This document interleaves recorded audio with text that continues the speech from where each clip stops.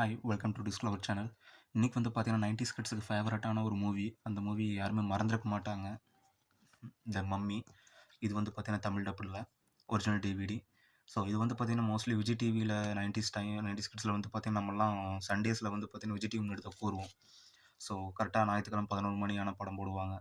So அந்த மாதிரி டைமில் தான் ஜுராசிக் பார்க், மம்மி இந்த மாதிரி ஏகப்பட்ட படங்கள் வந்து பார்த்தீங்கன்னா நம்ம பார்த்து இதில் தெரிஞ்சிருக்கோம். ஸோ இதில் ஸ்டோரி நரேஷன் கொடுத்துருப்பாங்க. ஸோ அந்த பேக்கேஜே கொஞ்சம் நீட் பார்க்குறக்கே ஒரு நல்லாயிருக்கும் நமக்கு. இதோட டிஸ்க்கும் வந்து பார்த்தீங்கன்னா அந்த உள்ளே கொடுத்துருக்க இமேஜ் அதோட நல்லாயிருக்கும். ஸோ இது வந்து பார்த்தீங்கன்னா ₹69 நான் அந்த டைமில் வாங்கியிருந்தேன். எப்படி இருந்தாலும் ஒரு 2016 டைமில் தான் வாங்கியிருக்கேன். இது வந்து ரிலையன்ஸ் வந்து பார்த்தீங்கன்னா அந்த டைமில் வந்து ரிலீஸ் பண்ணியிருந்திருக்காங்க.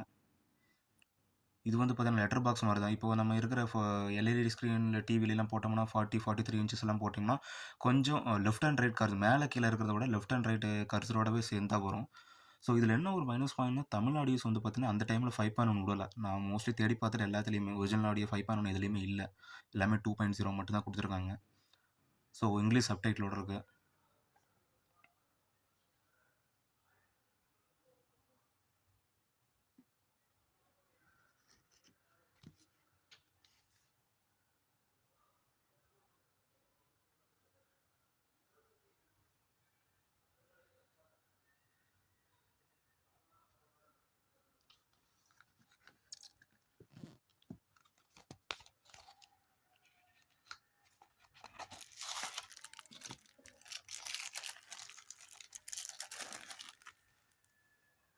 ஸோ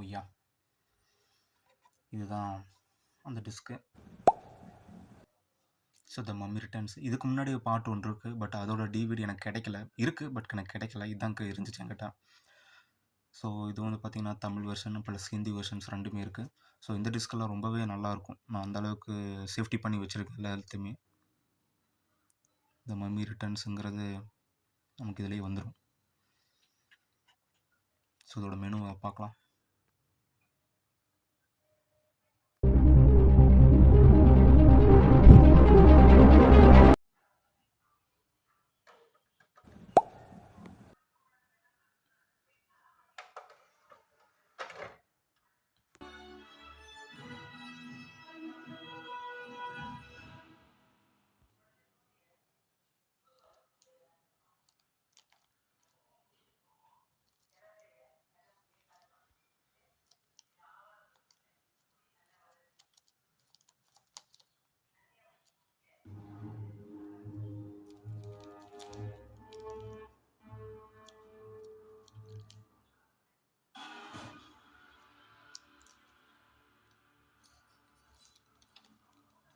ஏழு ஆண்டுகள் தொடர்ந்து நடந்த இந்த யுத்தத்தில் இறுதியாக ஸ்கார்பியன் மன்னனும் அவன் படைகளும் தோற்கடிக்கப்பட்டு புனித பாலைவனமான ஆம்ஷேருக்கு விரட்டி அடிக்கப்பட்டனர்.